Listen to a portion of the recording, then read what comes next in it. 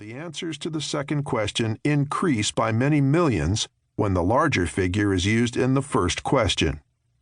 This simple test illustrates the common and often pernicious mental phenomenon known as anchoring. When considering a decision, the mind gives disproportionate weight to the first information it receives. Initial impressions, estimates, or data anchor subsequent thoughts and judgments. Anchors take many guises. They can be as simple and seemingly innocuous as a comment offered by a colleague or a statistic appearing in the morning newspaper. They can be as insidious as a stereotype about a person's skin color, accent, or dress. In business, one of the most common types of anchors is a past event or trend. A marketer attempting to project the sales of a product for the coming year often begins by looking at the sales volumes for past years. The old numbers become anchors, which the forecaster then adjusts based on other factors. This approach, while it may lead to a reasonably accurate estimate, tends to give too much weight to past events and not enough weight to other factors. In situations characterized by rapid changes in the marketplace, historical anchors can lead to poor forecasts and, in turn, misguided choices. Because anchors can establish the terms on which a decision will be made, they are often used as a bargaining tactic by savvy negotiators.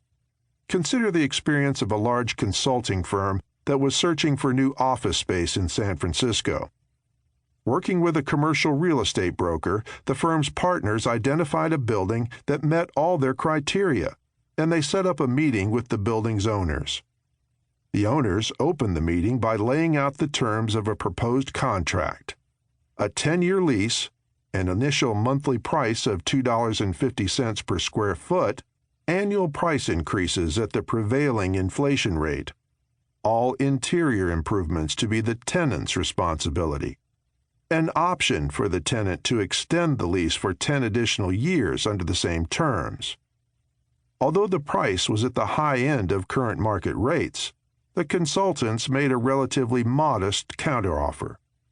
They proposed an initial price in the mid-range of market rates and asked the owners to share in the renovation expenses, but they accepted all the other terms. The consultants could have been much more aggressive and creative in their counterproposal, reducing the initial price to the low end of market rates, adjusting rates biennially rather than annually, putting a cap on the increases, defining different terms for extending the lease, and so forth. But their thinking was guided by the owner's initial proposal. The consultants had followed into the anchoring trap, and as a result, they ended up paying a lot more for the space than they had to. What can you do about it? The effect of anchors in decision-making has been documented in thousands of experiments. Anchors influence the decisions not only of managers, but also of accountants and engineers, bankers and lawyers, consultants and stock analysts. No one can avoid their influence. They're just too widespread. But managers who are aware of the dangers of anchors can reduce their impact by using the following techniques. Always view a problem from different perspectives. Try using alternative starting points and approaches rather than sticking with the first line of thought that occurs to you. Think about the problem on your own before consulting others to avoid becoming anchored by their ideas. Be open-minded. Seek information and opinions from a variety of people to widen your frame of reference and to push your mind in fresh directions. Be careful to avoid anchoring your advisors, consultants, and others from whom you solicit information and counsel. Tell them as little as possible about your own ideas, estimates, and tentative decisions. If you reveal too much, your own preconceptions may simply come back to you. Be particularly wary of anchors in negotiations. Think through your position before any negotiation begins, in order to avoid being anchored by the other party's initial proposal.